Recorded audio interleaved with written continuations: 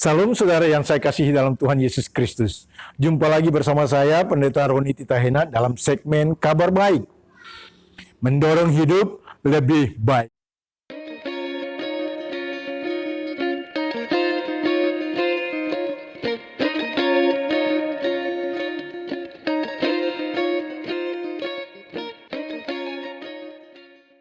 Saya percaya bahwa saudara semua dalam keadaan sukacita, dilingkupi dengan suasana damai sejahtera, sehat. Puji Tuhan. Melalui segmen ini, mari saudara tetap menjaga hati, menjaga kesehatan, agar kita tetap diberkati dan dilindungi oleh Tuhan. Saudara yang saya kasihi dalam Tuhan Yesus Kristus, pada kesempatan ini kita akan belajar kebenaran firman Tuhan. Nah, sebuah kebenaran yang akan menginspirasi kehidupan kita. Di dalam Injil Matius pasal yang ketiga, ayat yang ke-10 dikatakan bahwa kapak telah tersedia pada akar pohon, dan setiap pohon yang tidak menghasilkan akan ditebang dan dibuang ke dalam api. Mungkin saudara mendengar kata kapak, ada yang langsung mengatakan, oh ya, saya tahu apa itu kapak. Tetapi ada mungkin yang belum pernah mengetahui kapak dan fungsi kapak. Nah saudara, namun saya secara pribadi saya sangat memahami tentang apa itu kapak dan bagaimana cara menebang pohon dengan kapak. Kenapa? Karena saya orang kampung, saya memahami itu. Semasa kecil saya melihat dan melakukan seperti yang sebagaimana fungsi kapak itu. Nah, saudara yang saya kasihi dalam Tuhan Yesus Kristus, Rasul Yohanes atau Nabi Yohanes mengisyaratkan kepada saya dan saudara supaya hidup sesuai dengan kehendak Tuhan, melakukan kebenaran Tuhan, meninggalkan kehidupan yang lama, bertobat kepada Tuhan, dan menyerahkan hidup sungguh-sungguh kepada Tuhan. Kenapa? Kalau tidak, maka konsekuensinya adalah kapak disediakan dan akan ditebang. Kita bagaikan sebuah pohon yang akan ditebang dengan kapak. Nah, ini adalah hukuman bagi orang yang tidak melakukan kebenaran firman Tuhan. Saudara yang terkasih, kapak ini di dalam firman Tuhan dikatakan bahwa ditebang, digunakan untuk menebang pohon dari akarnya. Kenapa harus akarnya, saudara?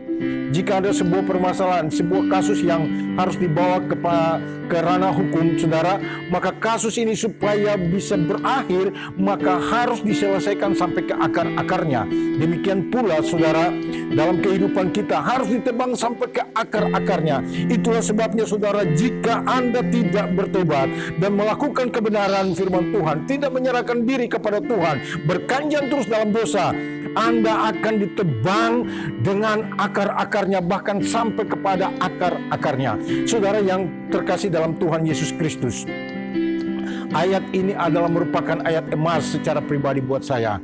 Ketika saya mulai bertobat dulu tahun 93, saya ingat satu waktu saya ke kamar saya melihat ada tulisan yang saya taruh di dinding, sudahkah Anda berdoa dan membaca Alkitab pada hari ini? Tulisan itu saya taruh tapi saya tidak pernah melakukan itu. Satu hari saya masuk ke kamar dan saya melihat tulisan ini, langsung saya membaca Alkitab. Saya mengambil Alkitab dan saya baca, dan firman Tuhan yang saya dapatkan adalah di dalam Injil Matius 3 ayat yang ke-10 tadi. Ketika saya membaca ayat ini, badan saya gemetar seperti kesetrum dan saya rebah di lantai. Kemudian saya terjaga, saya bangun, saya sedang mengucapkan Yesus, Yesus, dan saat itu saya menyerahkan diri secara total kepada Tuhan Yesus. Karena saya takut jangan sampai saya akan ditebang dan dibuang ke dalam api. Mari saudara, tinggalkan hidup yang lama. Kita harus bertobat. Terima Tuhan Yesus sebagai Tuhan dan Juru Selamat.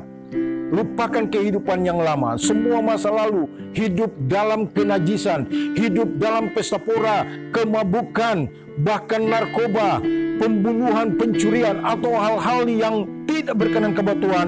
Mari tinggalkan itu kalau saudara mau berkenan kepada Tuhan. Yang kedua, saudara, jika hidupmu tidak membuahkan hasil pertobatan itu, kehidupan kekristenanmu, maka engkau pun akan ditebang. Itulah sebabnya kalau Anda telah kembali lahir baru, menyerahkan hidup sepenuhnya kepada Tuhan, mari lakukan kebenaran firman Tuhan, tunjukkan buah pertobatan supaya tidak akan ditebang seperti pohon yang ditebang dan dibuang ke dalam api.